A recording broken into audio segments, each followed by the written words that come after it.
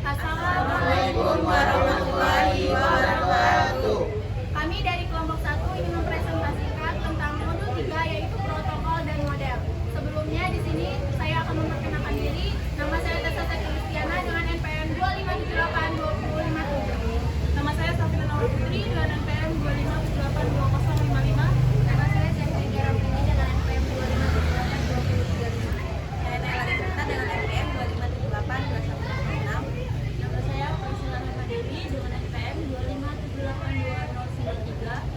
Nama saya Fadika Nugraha dengan NPM 258. Saya Kurniawan dari NPM 2578210.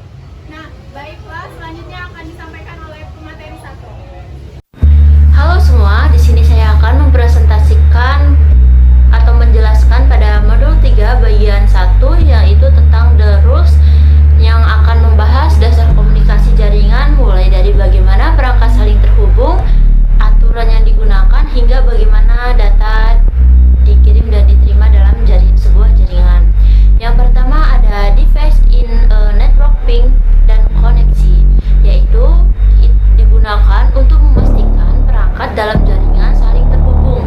Kita bisa menggunakan perintah ping, yaitu yang berfungsi untuk mengecek koneksi antar perangkat dan memastikan alamat IP sudah benar. Biasanya saat pertama kali melakukan ping, hasilnya bisa tap out. Ini normal karena perangkat sedang melakukan proses awal komunikasi. Kemudian ping berikutnya biasanya berhasil. Hal penting lainnya adalah selalu melakukan pengecekan dua arah. Jika satu arah berhasil tetapi arah sebaliknya gagal, kemungkinan ada masalah seperti firewall. Yang kedua yaitu tentang communication fundamental. Dalam komunikasi jaringan terdapat 3 elemen utama, yaitu pengirim atau source, yang kedua penerima atau destination, yang ketiga media atau channel. Media ini bisa berupa kabel, wifi, atau teknologi lainnya. Tanpa salah satu dari ketiga elemen ini, komunikasi tidak dapat terjadi. Yang ketiga yaitu communication protocol. Protokol adalah aturan komunikasi yang digunakan agar perangkat bisa saling memahami, seperti manusia yang harus menggunakan bahasa yang sama dan struktur kalimat yang benar. Perangkat jaringan juga membutuhkan aturan agar data yang dikirim tidak salah arti. Protokol juga mengatur bagaimana data dikirim, bagaimana formatnya, dan bagaimana perangkat memproses data tersebut. Yang keempat ada rule establishment. Sebelum komunikasi terjadi, harus ada aturan yang disepakati agar komunikasi berhasil, yaitu yang diperlukan pengirim dan penerima yang jelas, bahasa atau format yang sama, pengaturan waktu dan pengiriman, konfirmasi bahwa pesan sudah diterima. Tanpa aturan ini, komunikasi bisa menjadi tidak jelas dan membingungkan. Yang kelima yaitu ada network protocol requirements. Protokol jaringan memiliki beberapa komponen penting, yaitu encoding, formatting, size, timing, dan delivery. Kelima hal ini bekerja sama untuk memastikan data bisa dikirim dan diterima dengan baik. Yang keenam ada message encoding. Encoding adalah proses mengubah data menjadi bentuk yang bisa dikirim melalui jaringan. Contohnya aja seperti teks yang kita ketik akan diubah menjadi biner, yaitu 0 dan 1. Kemudian data ini dikirim sebagai sinyal. Sinyal bisa berupa listrik, cahaya, atau gelombang. Di sisi penerima, sinyal ini akan diubah kembali menjadi data asli melalui proses decoding. Yang ketujuh ada formatting and encapsulation. Sebelum dikirim, data harus disusun dan dibungkus. Analogi sederhananya seperti mengirim surat, yaitu isi surat adalah data dan amplop adalah pembungkus. Dalam jaringan data, dibungkus menjadi paket yang berisi alamat pengirim dan penerima. Setelah sampai, pembungkus ini akan dibuka kembali dalam proses yang disebut decapsulation. Yang kedelapan ada message size. Data tidak dikirim dalam satu bagian besar, tetapi dipecah menjadi bagian kecil. Proses ini disebut segmentation. Setiap bagian kecil dikirim secara terpisah, lalu di sisi penerima akan disusun kembali menjadi data utuh yang disebut reassembly. Hal ini penting karena jaringan memiliki batas ukuran data yang bisa dikirim. Yang ke-9 ada message timing. Pengiriman data juga harus memperhatikan waktu. Ada 3 hal penting. Yang pertama, flow control, yaitu mengatur kecepatan pengiriman. Yang kedua ada timeout, menentukan berapa lama menunggu respon. Yang ketiga ada access method, menentukan kapan perangkat boleh mengirim. Tujuannya adalah agar tidak terjadi tabrakan data atau collision. Yang ke-10 ada message delivery option. Terdapat 3 cara pengiriman data dalam jaringan. Yang pertama ada unicast, satu pengirim ke satu penerima. Yang kedua ada multicast, satu pengirim ke beberapa penerima tertentu. Yang ketiga ada broadcast, satu pengirim ke semua perangkat dalam jaringan. Pemilihan metode ini tergantung kebutuhan komunikasi. Yang ke-11 ada node icon. Dalam diagram jaringan, perangkat biasanya digambarkan sebagai node, yaitu simbol berbentuk lingkaran. Penggunaan node ini bertujuan menyederhanakan tampilan jaringan sehingga lebih mudah dipahami tanpa melihat detail perangkat. Jadi, komunikasi dalam jaringan bukan hanya sekedar menghubungkan perangkat, tetapi juga melibatkan aturan proses dan mekanisme pengiriman data yang kompleks. Dengan memahami dasar-dasar ini, kita bisa lebih mudah memahami bagaimana jaringan komputer bekerja. Nah, mungkin sekian penjelasan pada modul 3 bagian 1 dari saya, akan dilanjutkan oleh kawan saya. Oke, jadi di sini saya akan menjelaskan modul 3.2, itu tentang protokol. Sebelumnya, apa itu protokol? Nah, protokol itu adalah aturan atau standar yang mengatur bagaimana data dikirim, diterima, dan diproses antar perangkat dalam jaringan komputer. Nah, jadi yang mengatur ketika kita ingin mengirim sebuah data, jadi yang mengirim atau yang memproses semuanya itu adalah protokol. Nah, seperti itu. Nah, di dalam protokol ini ada yang namanya Network Protocol Over Review ya. Nah, apa itu? Jadi, Network Protocol Over Review ini itu gambaran umum tentang berbagai protokol yang digunakan dalam jaringan komputer untuk memungkinkan perangkat saling berkomunikasi. Jadi kalau perangkat ingin berkomunikasi atau saling mengirim gitu, nah jadi yang digunakan itu Network Protocol of Review gitu. Nah, terus di sini ada tabel, ada berbagai jenis protokol yang dibutuhkan untuk memungkinkan komunikasi antar satu atau lebih dari jaringan, ya kan? Nah, yang pertama itu ada jenis protokol komunikasi jaringan, yaitu protokol memungkinkan 2 perangkat atau lebih untuk berkomunikasi melalui satu jaringan atau lebih. Nah, contohnya itu seperti Ethernet atau Control Protocol, Transmission Control Protocol atau TCP ya, bisa Hypertext Protocol atau HTTP ya. Nah, selanjutnya ada jenis protokol keamanan jaringan, yaitu protokol yang mengamankan data untuk menyediakan autentikasi, integritas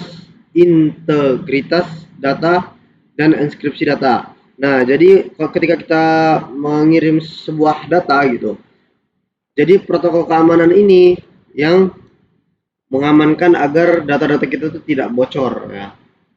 Terus ada protokol P-Ruten ya. Protokol ini memungkinkan router untuk bertukar informasi rute, membandingkan informasi jalur dan kemudian memilih jalur terbaik ke jaringan tujuan.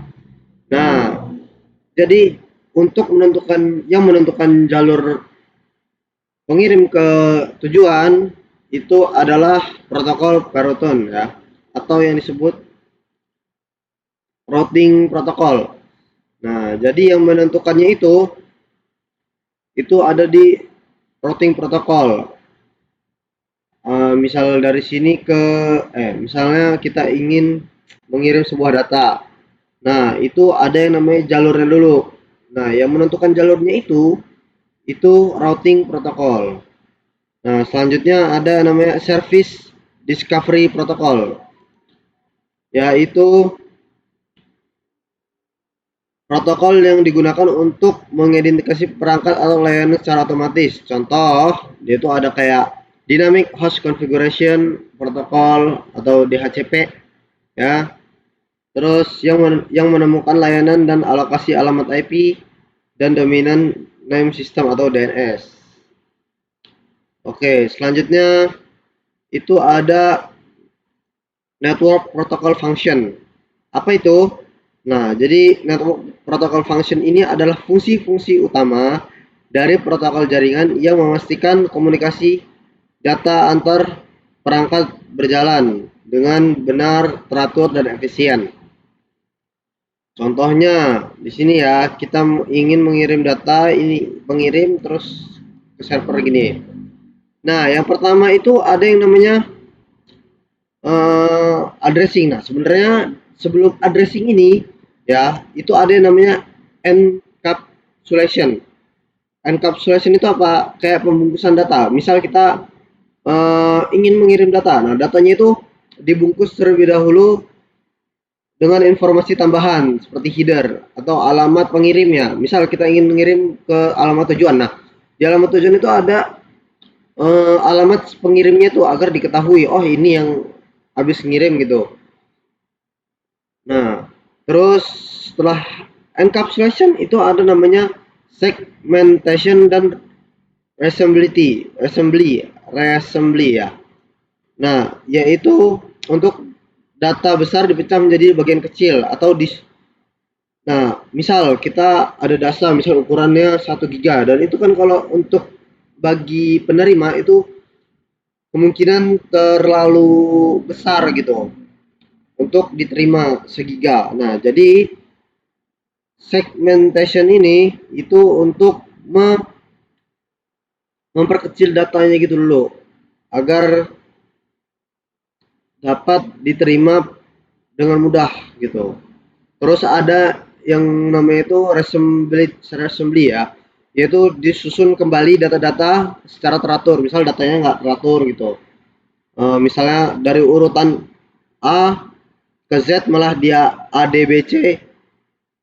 Nah, harusnya kan ABCD dia malah ADBC. Nah, jadi itu disusun terlebih dahulu agar sampai ke tujuan itu sudah rapi. Nah, selanjutnya itu ada yang namanya baru kita masuk namanya addressing. Addressing itu mengidentifikasi pengirim dan penerima pesan yang dituju menggunakan skema pengalamatan yang telah ditentukan. Nah, jadi ada setelah kita enkapsulasi, segmentation dan reassembly tadi, itu baru namanya masuk ke addressing atau pengalamatan ya. Menggunakan alamat IP tertentu, yaitu ada kayak Ethernet, IPv4 dan IPv6 ya. Selanjutnya itu ada reliability. Reliability itu fungsi sebentar.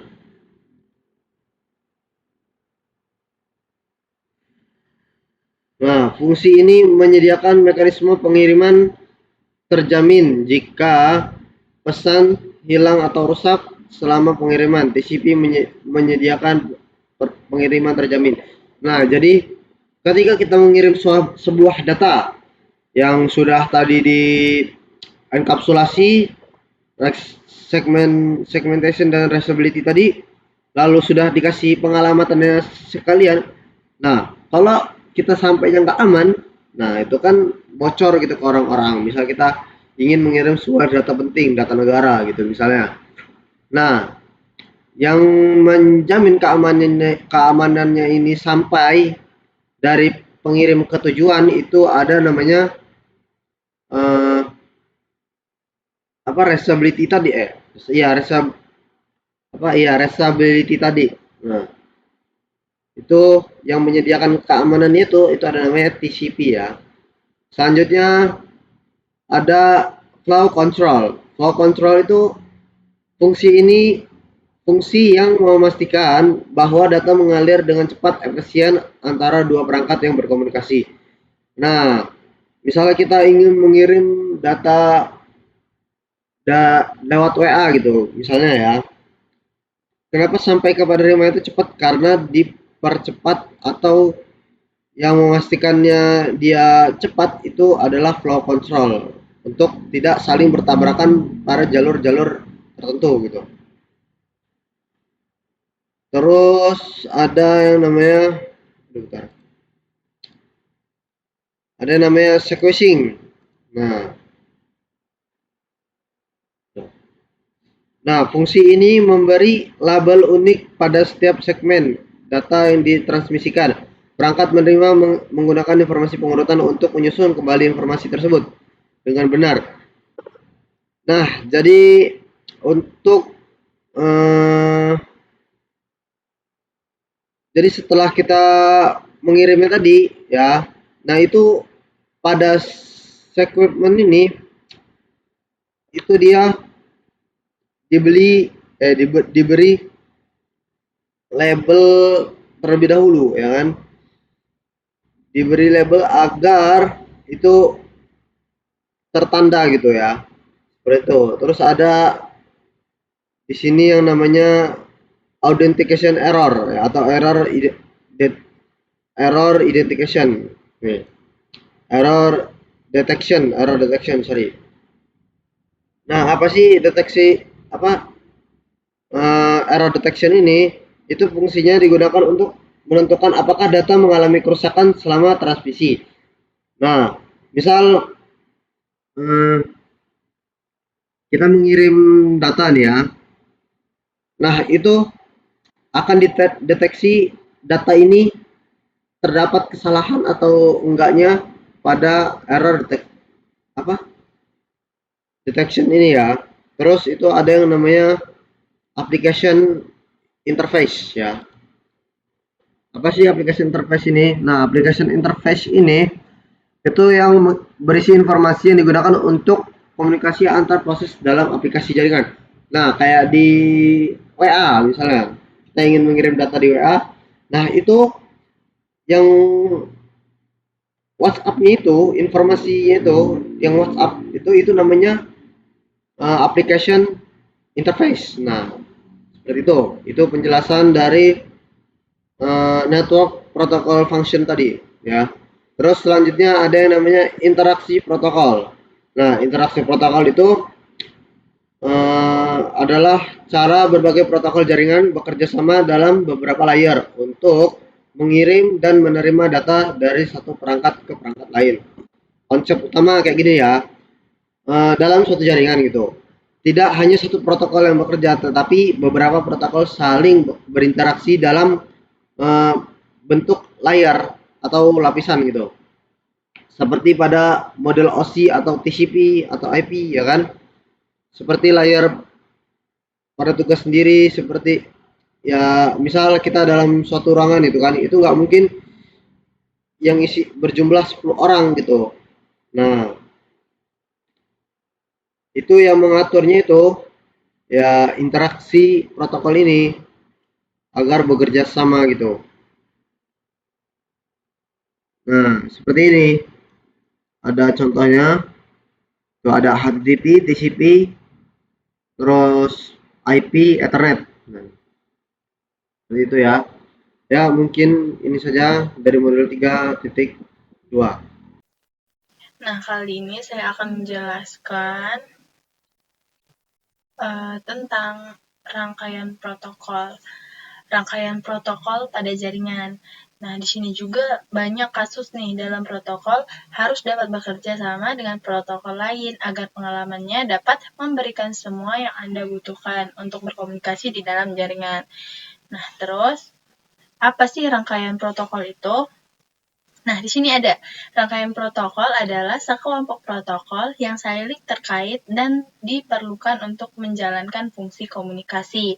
Yaitu salah satu caranya itu kita memvisualisasikan bagaimana protokol dalam suatu rangkaian berinteraksi dan juga dengan melihat interaksi sebagai sebuah tumpukan atau stack. Seperti itu.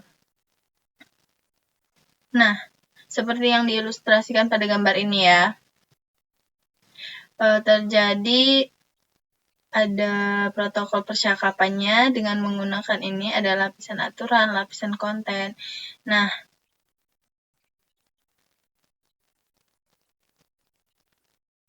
di sini ada lapisan fisik di antara terdapat dua orang dengan suara yang mengucapkan kata-kata dengan lantang.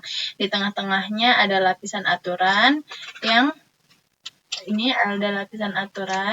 menetapkan persyaratan komunikasi seperti itu. Nah, di sini ada evolusi rangkaian protokol nih. Rangkaian protokol tadi kan sekumpulan protokol. Jadi sejak tahun 1970-an udah ada yang namanya rangkaian protokol yang berbeda-beda. Seperti ini. Ada nama lapisannya, TCP atau IP-nya, aplikasi mengangkut internet akses jaringan. Ini untuk TCP IP-nya sampai dengan network gitu. Nah, terus di sini ada contoh protokol TCP dan IP atau IP, di mana tersedia untuk lapisan aplikasi, transport, dan internet. Juga lapisan akses jaringan. Protokolan lapisan akses jaringan yang paling umum adalah protokol Ethernet. Nah, jadi protokol Ethernet dan WLAN atau LAN kabel itu tuh paling umum yang ada di dalam protokol itu, jaringan. Nah, di sini juga ada rangkaian protokol TCP. Nih, ada rangkaiannya seperti ini. Di sini dari semua ini ada protokol TCP/IP ini adalah masuk ke dalam protokol TCP/IP. Seperti itu. Nah, di sini rangkaian protokol standar terbuka itu berarti protokolnya bisa bebas dan umum, bisa digunakan oleh orang lain dan juga bisa kita gunakan pada kertas atau perangkat lunak orang tersebut. Kalau protokol berbasis standar itu tuh protokolnya sudah didukung oleh industri, udah didukung sama industri, terus disetujui sama organisasi, terus juga bisa memastikan nih bahwa produk dan berbagai produsen dapat beroperasi bersama dengan sukses. Jadi bisa saling bekerja sama. Nih ada lapisan aplikasi, ini ada DNS, sistem penamaannya DNS, konfigurasi host email, seperti itu. Kalau transport, dia pakai transport layer, TCP, UDP, terus kalau lapisan internet itu ada internet layer, dia pakai IPv4 dan IPv6 terus pakai NAT. Kalau lapisan akses jaringan dia pakai network access layer. Ada ARP, Ethernet sama WLAN. Nah, di sini juga ada proses komunikasi TCP/IP. Nah, di sini kita bisa berkomunikasi menggunakan server web yang mengirimkan data ke klien dengan mengklik tombol putar pada gambar untuk melihat animasi server web yang membungkus dan mengirim halaman ke web klien, seperti itu. Nih, dari sini ini server webnya, ini klien webnya, dan ini sedang mentransfer sebuah data. Ini di dalam ini sebelumnya ada data pengguna, terus ada segmen, paket IP, terus bingkai Ethernetnya. Bingkai Ethernet, paket IP, segmen, terus baru menjadi data pengguna, seperti itu.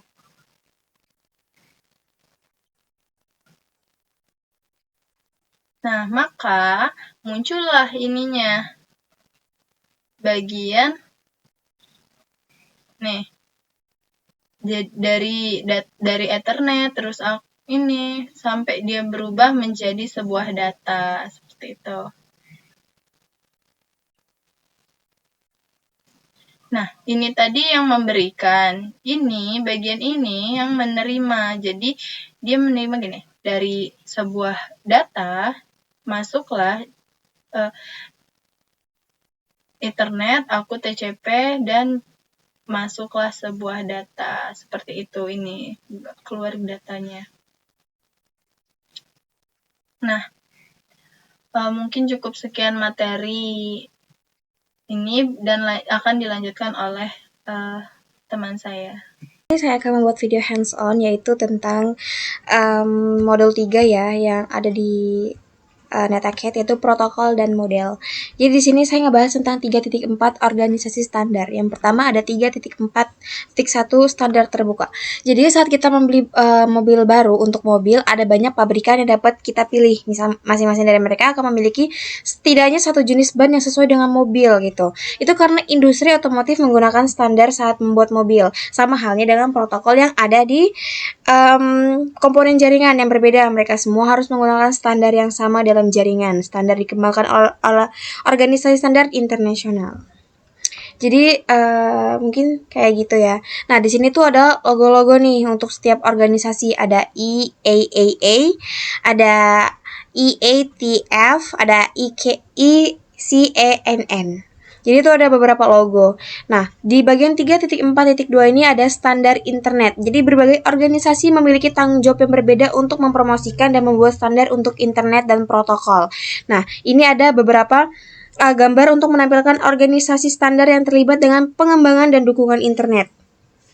Di sini ada Internet Society, yaitu masyarakat internet. Yang kedua ada Dewan Arsitektur Internet atau IAB. Selanjutnya di sini saya akan menjelaskan tentang Internet Society. Jadi bertanggung jawab untuk mempromosikan pengembangan dan evolusi penggunaan internet di seluruh dunia. Nah, kalau untuk yang Dewan Arsitektur Internet itu bertanggung jawab atas manajemen dan pengembangan standar internet secara keseluruhan. Nah, untuk Internet Engineering Task Force yaitu mengembangkan, memperbarui dan memelihara teknologi internet dan TCP/IP. Ini termasuk proses dokumen. Setelah itu di sini tuh ada gambar untuk menampilkan organisasi standar yang terlihat dengan pengembangan dan dukungan IP dan termasuk IANA dan ICANN. Nah, ini berbagai bentuknya. Selanjutnya di sini ada 3.4.3 yaitu standar elektronik dan komunikasi. Yang pertama di sini ada Institute of Electrical and Electronics Engineers. Jadi IAA. Nah, organisasi teknik elektro dan elektronik yang didedikasi untuk memajukan inovasi teknologi dan menciptakan standar di berbagai bidang. Ntar ada kucing. Nah, introduksi termasuk daya dan energi, perawatan kesehatan, telekomunikasi, dan jaringan. Standar jaringan IAAA yang penting termasuk standar 802.3 Ethernet. Nah, yang kedua ada Aliansi Industri Elektronik, organisasi terkenal dengan standarnya yang berkaitan dengan kabel listrik, konektor, dan rak 19 inci yang digunakan untuk memasang peralatan jaringan.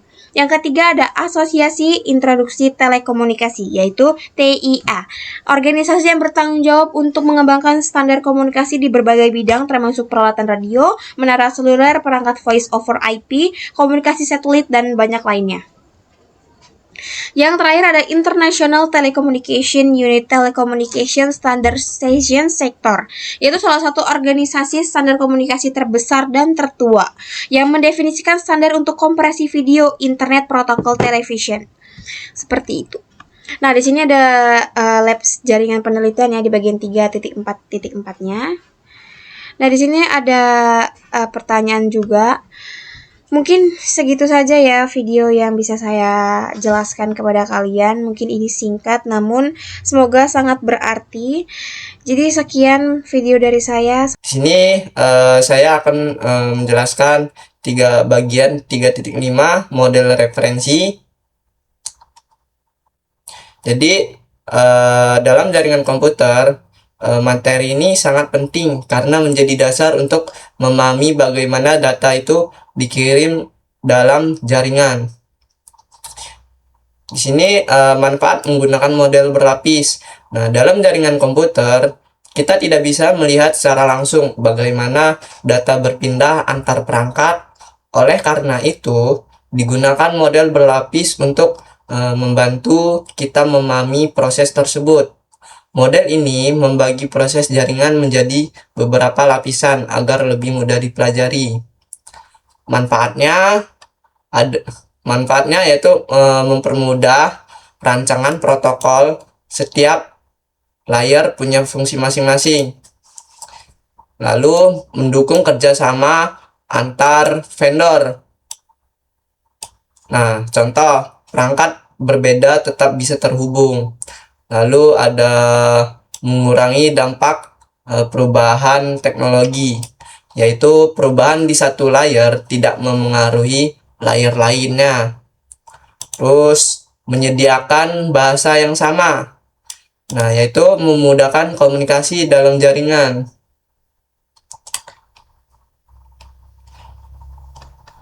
Terus selanjutnya ada model referensi OSI. Nah, model OSI ini adalah model konseptual yang menjelaskan fungsi tiap lapisan jaringan, bukan cara implementasinya. Model ini membantu kita memahami bagaimana data itu bergerak dalam jaringan. Nah, di sini ada 7 lapisan model OSI atau layer OSI. Yang pertama ada fisikal atau fisik. Nah, contohnya mengirim bit 0 dan 1.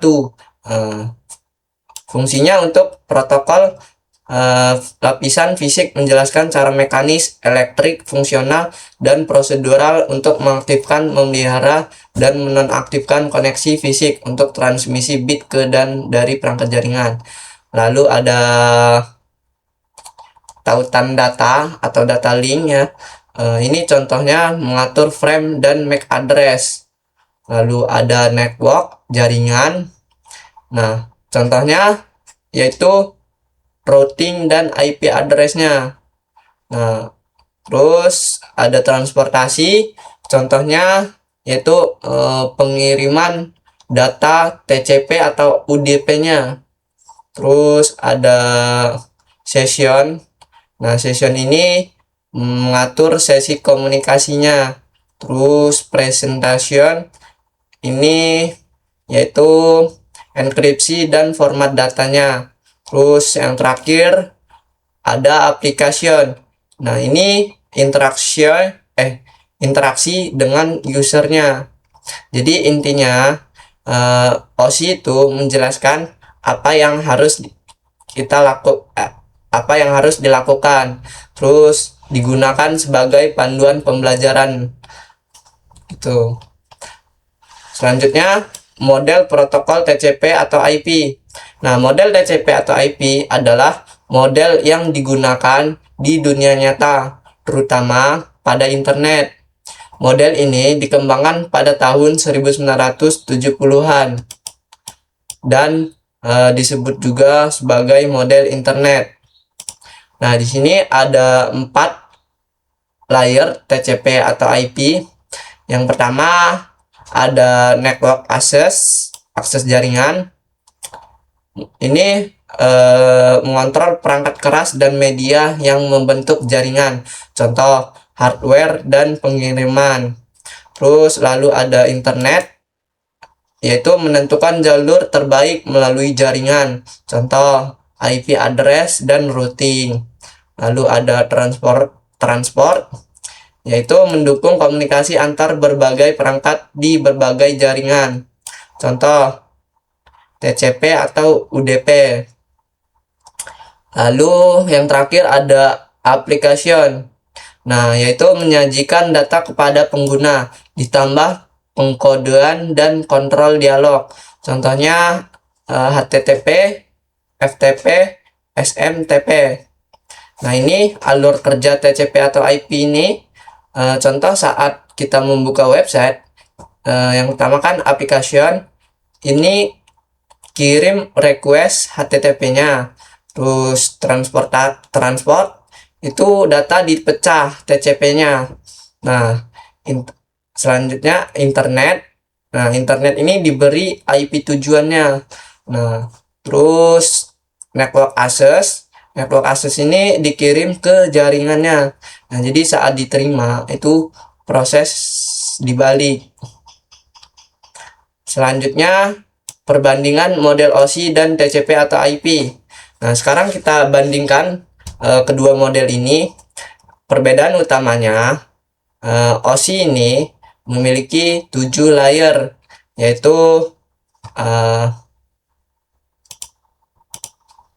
ada physical, data link, network, transport, session, presentation, dan application. Lalu lalu TCP atau IP model ini ada 4 layer. Yang pertama ada application, transport, internet, network access. Terus OSI ini itu perbedaannya lebih detail, sedangkan TCP atau IP model ini itu lebih sederhana. Jadi pada network access, TCP atau IP ini itu tidak menentukan protokol fisik secara detail, sedangkan pada OSI layer 1 dan 2 dijelaskan secara rinci cara kirim data secara fisik. Jadi OSI itu lebih detail, TCP atau IP itu lebih praktis gitu.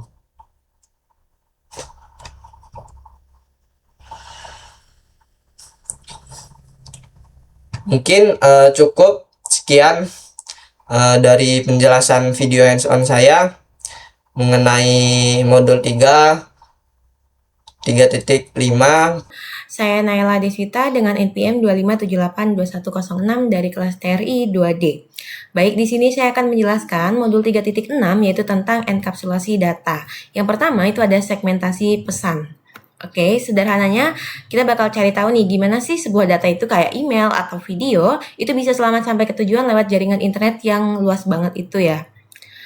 Yang pertama kita bahas soal mengelompokkan pesan. Secara teori kalau kita kirim file yang ukurannya besar banget kayak video atau email dengan banyak lampiran, data itu tuh bakal jadi satu aliran bit besar yang nggak terputus. Masalahnya ini bakal bikin macet ya. Bakal bikin macet karena perangkatnya nggak pakai jalur yang sama gitu. Dan bakal ada penundaan atau delay yang signifikan. Nah, pendekatan yang lebih baik itu adalah membagi data ya tersebut menjadi bagian-bagian yang lebih kecil dan mudah dikelola. Proses inilah yang disebut dengan segmentasi ya. Jadi segmentasi itu adalah proses membagi aliran data menjadi unit-unit yang lebih kecil untuk transmisi melalui jaringan.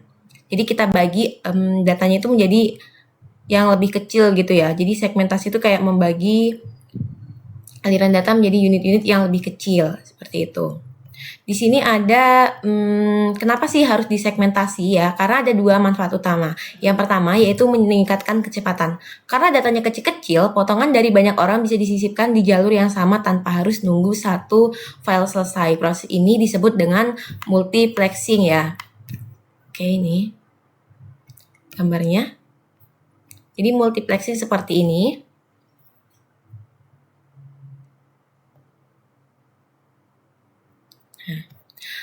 Meningkatkan efisiensi kalau ada satu potongan atau segmen yang gagal sampai karena macet, cukup segmen itu aja yang dikirim ulang, bukan seluruh filenya. Jadi kita cukup kirim ulang yang gagal itu aja, bukan seluruh filenya, seperti itu. Terus gimana biar potongannya itu nggak berantakan? Di sini peran pengurutan ya, yang ini. Nah, di sini tuh peran pengurutan atau sequencing ya. Setiap potongan dikasih nomor urut oleh protokol TCP. Jadi pas sampai di tujuan perangkat penerima tinggal nyusun lagi potongannya sesuai urutan supaya jadi file asli yang utuh ya, seperti itu. Oke, ini ada gambarnya. Oke, untuk 3.6.3 itu ada unit data protokol atau PDU ya. Sini pas data tadi turun lewat tumpukan protokol, kita bakal berubah bentuk. Setiap lapisan bakal nambahin informasi protokolnya sendiri. Bentuk-bentuk ini namanya PDU atau Protokol Data Unit ya. Ingat-ingat untuk istilahnya di sini ada data, segmen, paket, bingkai, dan bit ya. Di lapisan aplikasi namanya itu data. Lalu ada pas turun ke lapisan transport namanya itu jadi segmen. Lalu di lapisan jaringan IP ya, itu berubah jadi paket. Turun lagi, itu jadi bingkai ya, atau frame ya, lapisan tautan data. Misalnya data link, itu jadi bingkai atau frame. Dan yang terakhir ini, pas ditransmisikan secara fisik, bentuknya jadi bit 0 dan 1. Ini namanya bit ya. Oke, contoh enkapsulasi. Ini ada gambarnya seperti ini. Jadi enkapsulasi itu sekarang kita lihat proses real time-nya seperti ini. Proses dari atas ke bawah di mana informasi protokol ditambahkan di setiap tingkat ya. Itu disebut dengan enkapsulasi. Ibaratnya kita ngebungkus surat ke amplop, lalu kita masukin ke kotak baru kita kirim. Jadi kayak kita tuh ngebungkus gitu ya. Itu namanya enkapsulasi yang bakal dikirim ke alamat tujuan. Nah, kalau misalnya pas data itu sampai ya, di komputer tujuan tersebut prosesnya dibalik namanya deenkapsulasi. Jadi kalau misalnya deenkapsulasi itu kayak kita tuh membuka paket-paket gitu ya. Kalau enkapsulasi kayak membungkus, sedangkan deenkapsulasi itu kayak membuka paket-paket gitu ya. Seperti itu. Perangkat penerima tuh bakal mengupas atau menghapus satu persatu header protokolnya. Mulai dari atas ya, sampai akhirnya tinggal data aslinya yang bisa dibaca sama aplikasi kita. Itu contoh deenkapsulasi ya nih. Sudah ada gambarnya.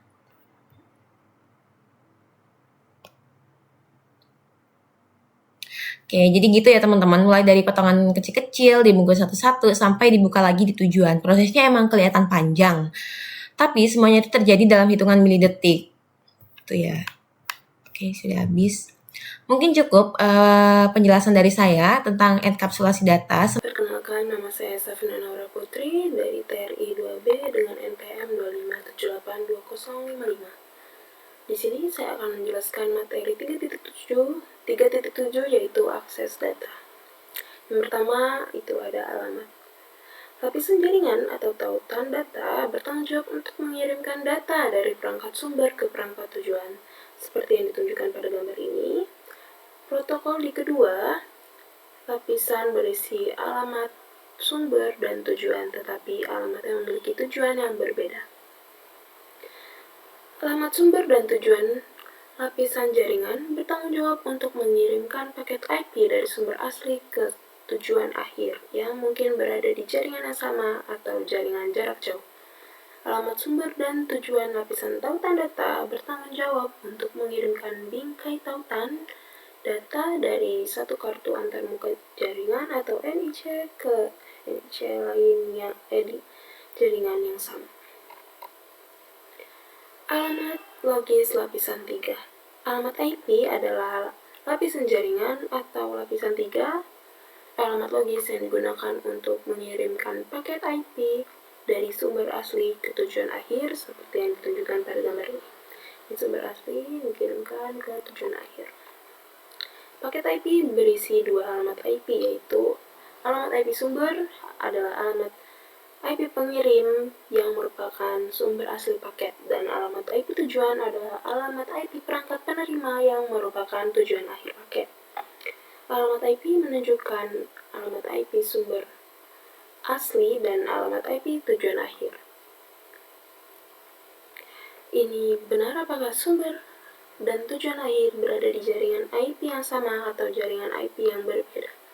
Alamat IP berisi dua bagian, yaitu yang pertama ada bagian jaringan IPv4 atau awalan IPv6. Bagian paling kiri dari alamat yang menunjukkan jaringan tempat alamat IP menjadi anggota. Semua perangkat di jaringan yang sama akan memiliki bagian jaringan alamat yang sama.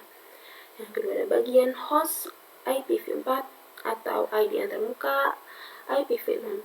Ini bagian sisa alamat yang mengidentifikasi perangkat tertentu dari jaringan. Bagian ini unik untuk setiap perangkat atau antarmuka di jaringan.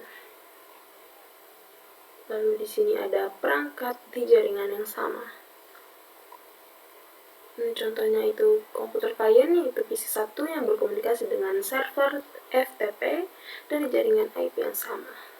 Nih, kalau misal IP sumber ini, alamat IP sumber ini, alamat pengirim yang memiliki IP ini, yang ini 192.168.1.110.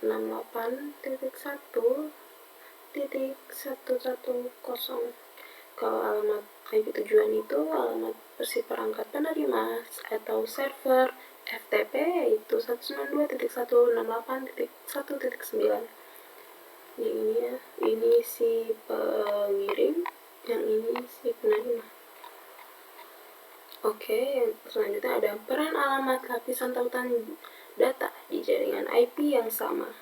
Ketika pengirim dan penerima paket berada di jaringan yang sama, bingkai tautan data dikirim langsung ke perangkat penerima. Pada jaringan Ethernet, alamat tautan data dikenal sebagai alamat Ethernet Media Access Control atau MAC, seperti yang disorot pada gambar ini. Alamat MAC secara fisik disematkan pada NIC Ethernet. Alamat MAC sumber. Ini adalah alamat alamat tautan data atau alamat MAC Ethernet dari perangkat yang mengirim bingkai tautan data dengan paket IP yang di-enkapsulasi. Alamat MAC dari Ethernet nih. PC1 adalah AAA, yang A ini ditulis dalam notasi heksadesimal. Alamat IP tujuan saat perangkat penerima berada di jaringan yang sama dengan perangkat pengirim. Ini adalah alamat tautan data perangkat penerima. Dalam contohnya yang ini alamat MAC itu F server, FTP-nya itu yang C ini ditulis dalam notasi heksadesimal juga. Lalu di sini ada perangkat jaringan di jarak jauh. Contohnya itu ada PC1 berkomunikasi dengan server yang bernama web server di IP yang berbeda. Perangkat alamat lapisan jaringan. Ketika pengirim paket berada di jaringan yang berbeda dari penerima, alamat IP sumber dan tujuan akan mewakili host di jaringan yang berbeda. Ini akan ditunjukkan oleh bagian jaringan dari alamat IP host tujuan. Alamat IPv sumber ini yang adalah perangkat pengirim atau PC1. Ini IP-nya, dan yang alamat IPv tujuannya ini adalah perangkat penerima server yang bernama server web, yang ini IP-nya. Oke, di sini ya dia berbeda jaringan. Oke, peran alamat lapisan tautan data. Ini yang jaringan yang berbeda, jaringan IP yang berbeda.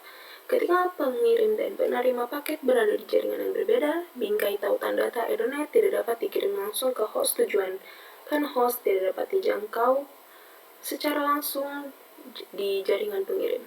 Bingkai Ethernet harus dikirim ke perangkat lain yang dikenal sebagai router atau gateway default.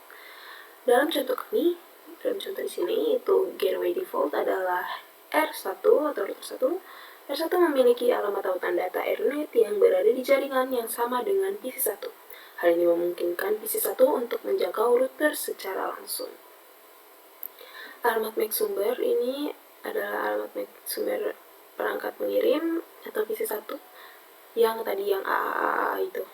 Dan alamat MAC tujuan ketika perangkat penerima IP alamat tujuan berada di jaringan yang berbeda dari perangkat pengirim. Perangkat pengirim menggunakan alamat MAC Ethernet dari gateway atau router default.